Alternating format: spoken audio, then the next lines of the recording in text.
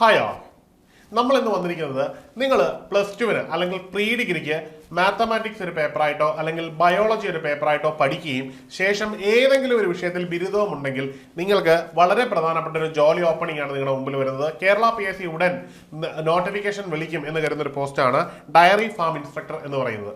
ഇത് കേരളത്തിലെ dairy development ഡിപ്പാർട്ട്മെന്റിലേക്കാണ് നിയമനം നടക്കുന്നത്. ഇതിന്റെ അടിസ്ഥാന യോഗ്യത എന്ന് പറഞ്ഞാൽ നിങ്ങൾക്ക് ബിരുദം ഉണ്ടായിരിക്കണം എന്നുള്ളതാണ്. ഏതെങ്കിലും വിഷയത്തിൽ നിങ്ങൾക്ക് ബിരുദം ഉണ്ടായിരിക്കണം. പക്ഷെ തീർച്ചയായിട്ടും അതിനൊപ്പം നിങ്ങൾ പ്ലസ് ടുവിന് ബയോളജി അല്ലെന്നുണ്ടെങ്കിൽ മാത്തമാറ്റിക്സ് ഒരു പേപ്പറായിട്ട് പഠിച്ചിരിക്കണം. അപ്പം മനസ്സിലാക്കേണ്ടത് ബിടെക് മേഖലയിലുള്ള BSc മേഖലയിലുള്ള എല്ലാ ഉദ്യോഗാർത്ഥികൾക്കും ഇത് എഴുതാവുന്നതാണ്.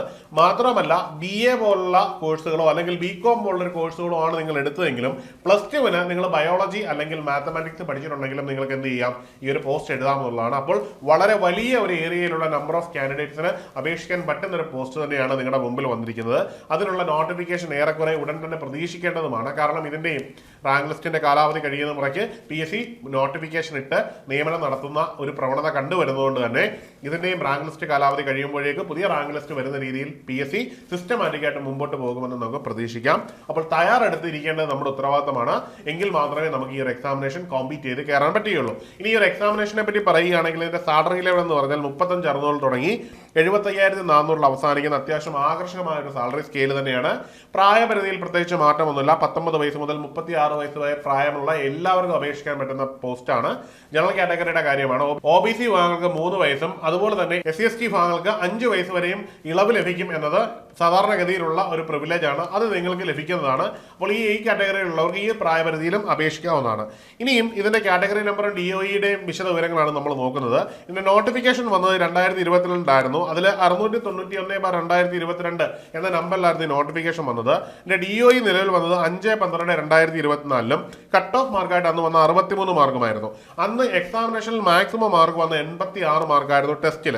അപ്പോൾ കട്ട് ഓഫ് മാർക്കും അതുപോലെ തന്നെ ടോപ്പ് മാർക്കും തമ്മിലുള്ള ഒരു വേരിയേഷൻ നമുക്ക് ഏറെക്കുറെ മനസ്സിലാവുന്നുണ്ട്. അപ്പോൾ ആ രീതിയിൽ പ്രിപ്പയർ ചെയ്തെങ്കിൽ മാത്രമേ നമുക്ക് എന്ത് ചെയ്യാൻ പറ്റത്തുള്ളൂ, ഈ ഒരു എക്സാമിനേഷനിൽ ടോപ്പ് സ്കോർ കളക്ട് ചെയ്യാൻ പറ്റത്തുള്ളൂ. ടോട്ടൽ അഡ്വൈസ് പോയത് 60 എണ്ണമാണ്. അതുപോലെ തന്നെ മെയിൻ ലിസ്റ്റിൽ ഉൾപ്പെട്ടത് 247 പേരുമാണ്. റാങ്ക് ലിസ്റ്റിന്റെ കാലാവധി കഴിഞ്ഞിട്ടുള്ള നിലവിൽ നിൽക്കുന്ന ഒരു റാങ്ക് ലിസ്റ്റ് തന്നെയാണ്. അതുകൊണ്ട് തന്നെ നിങ്ങൾക്ക് തയ്യാറെടുത്ത് മുമ്പോട്ട് പോകാവുന്നതാണ്. അത്യാവശ്യം നിയമനങ്ങൾ നടക്കും എന്ന് തന്നെ പ്രതീക്ഷിക്കേണ്ടുന്ന ഒരു പോസ്റ്റ് കൂടിയാണ്. അപ്പോൾ ഈ ഒരു എക്സാമിനേഷന് സിസ്റ്റമാറ്റിക് ആയിട്ട് തയ്യാറെടുത്ത് മുമ്പോട്ട് പോകേണ്ടത് അനിവാര്യമാണ്.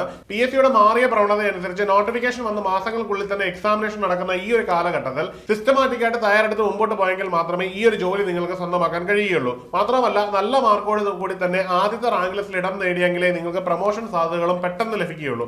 അതിനായിട്ട് ഏണസ്റ്റ് അക്കാഡമിയിൽ ഇതിന്റെ കോഴ്സുകൾ അവൈലബിൾ ആണ്. ഈ ഒരു കോഴ്സിൽ ജോയിൻ ചെയ്യുന്നതിനും കോഴ്സിന്റെ വിശദ വിവരങ്ങൾ അറിയുന്നതിനും താഴെ നൽകിയിരിക്കുന്ന ഗൂഗിൾ ഫോം ഫില്ല് ചെയ്യാവുന്നതാണ്. അല്ലെന്നുണ്ടെങ്കിൽ താഴെ കാണുന്ന നമ്പറിൽ ബന്ധപ്പെടാവുന്നതാണ്. അപ്പോൾ എല്ലാവർക്കും വിജയാശംസകൾ. മറ്റൊരു വീഡിയോയിൽ കാണാം. Good bye.